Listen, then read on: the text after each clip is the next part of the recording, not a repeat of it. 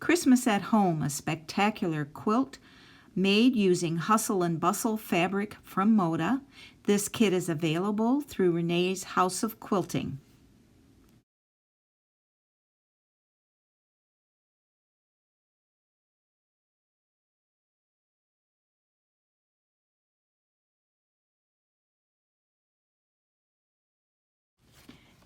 This beautiful kit includes the pattern, all the fabric that you need for each block, the border fabric, and the binding fabric. You will need to purchase backing fabric and batting.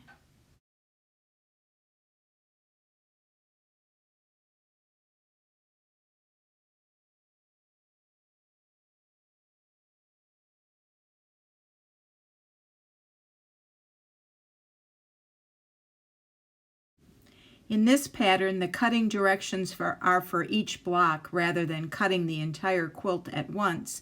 So I made you a table here for cutting the background fabric, which is fabric number 1. This will save you a lot of time.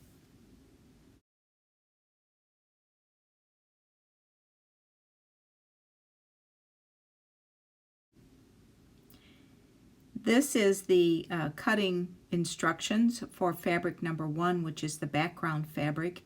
These are the strips and the sizes that you cut, and then you will subcut them into squares and set those aside. When you go to each block, then you will have your background fabric all ready to go. I use a square to accurately cut the 3.5 inch or 4.5 inch squares, whatever it may be. I like to use a square so that my measurements are accurate. This is how you cut the 4.5 inch square. In order to make a quarter square triangle, you're going to cut it twice on the diagonal as shown here.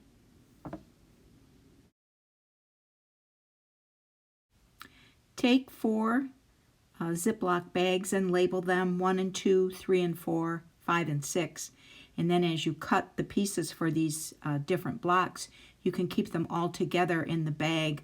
Then when you're ready to sew, they're all together for you.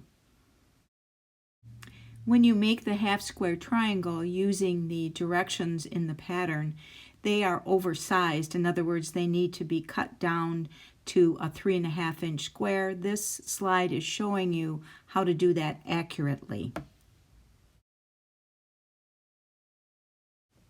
This photo is showing you how to accurately sew together a quarter square triangle that are used in some of the blocks. Please also note that when you're making the initial half square triangle for these blocks, that sometimes the placement of the fabric is switched. So pay special attention when sewing those half square triangles together.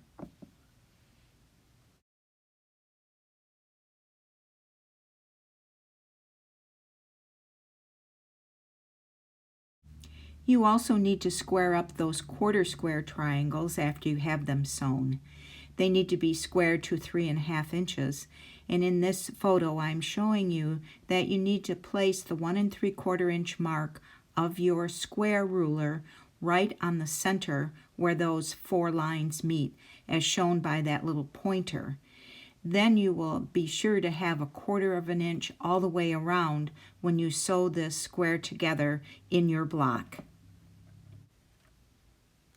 When making multiples of a block, it is certainly acceptable to chain piece.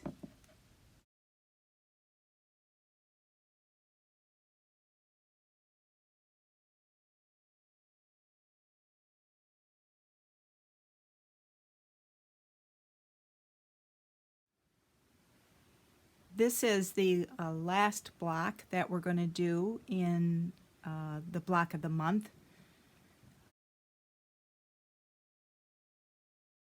Sides together. I press my seams open. It decreases the bulk and it's easier for me to sew them together.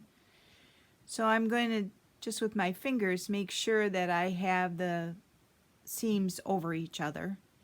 And then I take a pin. I like these long skinny pins. And I'm going to place that pin, let's see if I can show you here, right in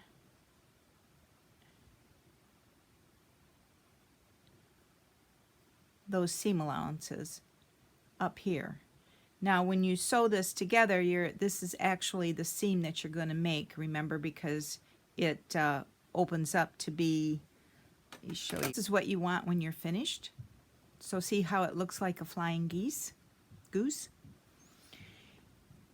So what I do, since you don't have the advantage of the two seams butting together, but now they are laying over each other, but it's flatter, so it's actually, in my opinion, easier to sew together. So I'm going to place it underneath my sewing machine. I'm going to start at the top here, right here, and I'm going to sew down. When I get to about here, I'm going to hold this, anchor it down with a stylus, and remove this pin. Your outer border is a directional fabric, meaning the trees are all pointing in one direction. Because of this, you need to cut your top and bottom borders first across the grain of the fabric or from selvage to selvage.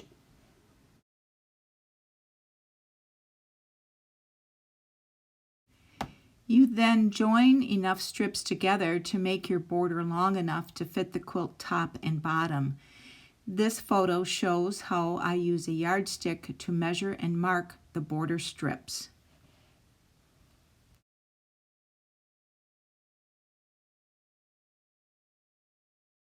After you have cut your top and bottom borders, it is now time to cut the side borders. You now have to fold your fabric differently. You have to bring it from the bottom to the top so that you're aligning the selvages on the side rather than crosswise like you did for the top and the bottom. This photo here is showing how I do that. I smooth the fabric all out on the board the best I can, and then I bring that fold up on top of the board so that I can see the bottom line of the board, which makes it easy then for me to cut off that selvage. This slide shows the ruler along the selvage on the left side. I remove that selvage with my rotary cutter and ruler. You can also see that fold that is brought up on the cutting board. My cutting board is 36 inches wide and fabric is usually 44 inches wide, so you'll also have some fabric that is hanging off the right side of your cutting board, and that's what I'm showing you in this photo.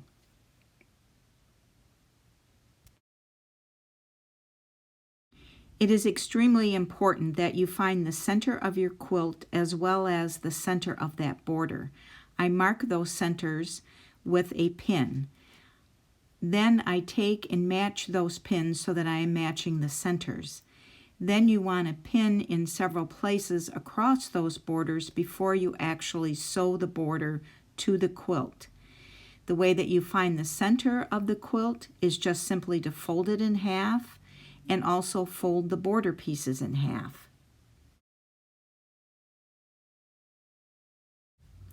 Here's my quilt all finished and quilted by Lori Ashley.